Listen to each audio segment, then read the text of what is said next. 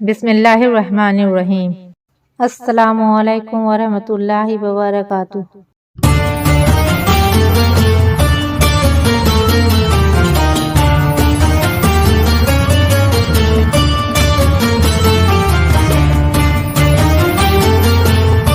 اللہ پاک نے مومن مسلمانوں کو عبادات کرنے کے لیے ایک خاص مہینہ عطا فرمایا۔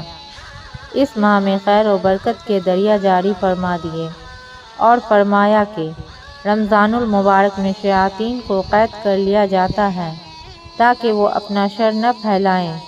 مومن اپنے معبود حق کی بندگی بجا لانے کا خصوصی اہتمام کرے۔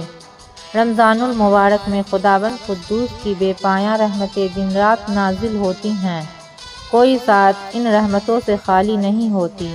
بندہ مومن ان ساعتوں میں عبادت کر کے اپنے دل کو منور کرتا ہے۔ جس طرح سے ساون کا مہینہ ہریالی کے لیے ہوتا ہے، اسی طرح ماہ صیام مومن مسلمانوں کی روحانی ترقی کا مہینہ ہے۔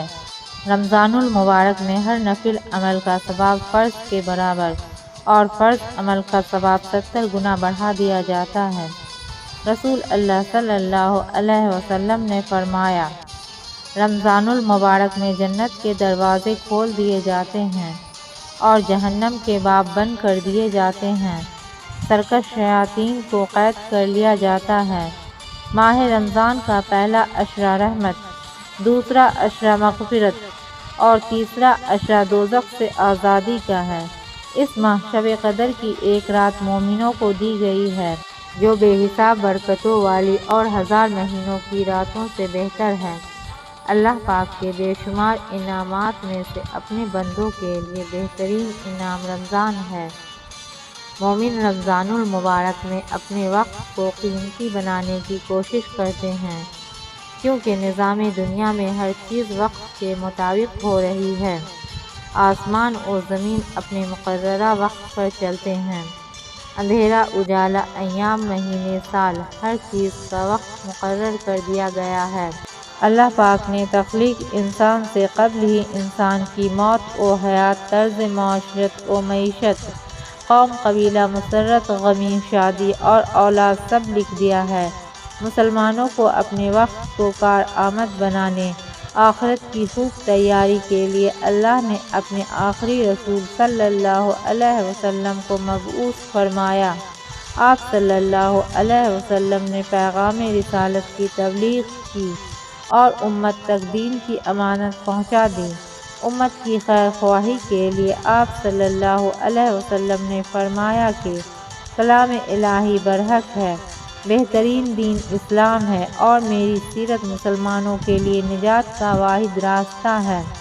رمضان المبارک میں اہل ایمان کے رزق کو کشادہ کر دیا جاتا ہے۔ یہ چونکہ نزول قرآن کا مہینہ ہے، اس لیے قرآن کی برکت سے زندگیوں میں ایمان و یقین کی روشنیاں پیدا ہوتی ہیں۔ ہر جگہ امن و امان و بھائی چارے کی فضا بن جاتی ہے۔ تنگ دل نرم پڑ جاتے ہیں، سینے کھل جاتے ہیں اور مسلمانوں میں آپسی خلفشاری ختم ہو جاتی ہیں۔ اللہ پاک کی طرف سے ماہ رمضان میں ایک منادی اعلان کرتا ہے کہ اے خیر کی طلب کرنے والو، بھلائی کے کام کی طرف آ جاؤ، اور اے برائی چاہنے والو، برائیوں سے رک جاؤ۔ ایک مرتبہ رمضان المبارک سے قبل حضور صلی اللہ علیہ وسلم نے صحابہ کرام رضی اللہ عنہم کو خطبہ دیا اور رمضان المبارک کی فضیلت و اہمیت بیان فرمائی۔ آپ صلی اللہ علیہ وسلم نے فرمایا کہ رمضان المبارک میں عبادت کے لیے ہماتن تیار رہیں اور اپنے معمولات میں تمام عبادتوں کو داخل کر دیں۔ جس مقصد کے لیے رمضان کی مبارک گھڑیاں ملی ہیں، ان میں عبادت کے سوا کچھ نہ کیا جائے، کیونکہ یہ مہینہ عبادتوں کا موسم اور نیکیوں کے سیزن کا ہے۔ مومن مسلمانوں کو چاہیے کہ وہ رمضان میں عبادت کے لیے خود کو فارغ کر لیں اور طاعات میں سرگرداں ہو جائیں۔ مسلمانوں کو رمضان المبارک میں اعمال کی فکر کرنا لازم ہے، معصیت سے دوری، اعمال خیر میں رغبت ہو، یہی رمضان کا بہترین احترام ہے۔ آپ صلی اللہ علیہ وسلم نے کئی خطبات رمضان المبارک کے احترام اور تعظیم میں بیان فرمائے۔ رمضان کا احترام یہ نہیں کہ صرف ظاہری گناہوں کو ترک کر دیا جائے اور باطنی گناہوں کی دلدل میں پھنسے رہیں۔ اصل روح رمضان تو باطن کی پاکی ہے۔ اس ماہ مبارک کا احترام کرنا گویا اللہ پاک کا احترام کرنا ہے، کیونکہ یہ مہینہ اللہ کا مہمان ہے جسے اللہ نے ہماری طرف بھیجا ہے۔ اس کا احترام کرنا اللہ پاک کے نزدیک سب سے عظیم نیکی ہے۔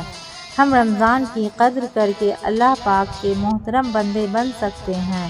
ہم یہ تو جانتے ہیں کہ اس ماہ میں ثواب بڑھا دیا جاتا ہے، لیکن یہ بات نہیں جانتے کہ اگر نافرمانی کر دی تو اس کی سزا میں بھی اضافہ ہوگا۔ لہٰذا ہمیں اپنے اعمال کی فکر میں لگے رہنا چاہیے اور رمضان المبارک میں بے احترامی والے کاموں سے احتراز کرنا چاہیے۔ بہتر یہی ہے کہ رمضان المبارک سے قبل ہی اپنے معمولات زندگی کو ترتیب دیا جائے۔ مشغولیات و مصروفیات میں سے عبادات کے لیے وقت نکالیے۔ کوئی بھی نظام العمل کے بغیر نہیں چل سکتا، تو پھر عبادات کے لیے نظم و ضبط کے بغیر وقت کیسے نکالا جا سکتا ہے؟ اس لیے لایعنی کاموں سے اجتناب کرتے ہوئے سلیقہ و سہولت کے ساتھ وقت کی پابندی کرتے ہوئے رمضان المبارک گزاریے۔ حضرت شیخ الاسلام حضرت مفتی محمد تقی عثمانی صاحب دامت برکاتہم فرماتے ہیں کہ میرے والد ماجد حضرت مفتی شفیع صاحب رحمۃ اللہ علیہ فرماتے تھے کہ رمضان المبارک سے پہلے اس کی تیاری کرنی چاہیے۔ رمضان سے پہلے آپ اپنے کاموں کا جائزہ لیں۔ اگر آپ اپنے روزمرہ کے کاموں کو مؤخر کر سکتے ہیں تو مؤخر کر دیجیے۔ مثلاً تجارت، ملازمت، زراعت کو چھوڑ سکتے ہیں تو فوراً چھوڑ دیجیے اور ان اوقات کو عبادات میں صرف کیجیے۔ اگر اس طرح سے رمضان گزارا جائے تو کوئی مومن ایسا نہیں ہوگا جو نیکیوں کو نہ سمیٹے اور اپنے اعمال صالح کو مکمل انہماک سے انجام نہ دے۔ پھر اس نظام الاوقات سے کسی کے پاس رمضان المبارک میں وقت کو فضول خرچنے کا موقع نہیں ہوگا۔ جزاک اللہ خیر۔ فقط والسلام۔ ابر ہدایت چھایا ہے، ہادی عالم آیا ہے۔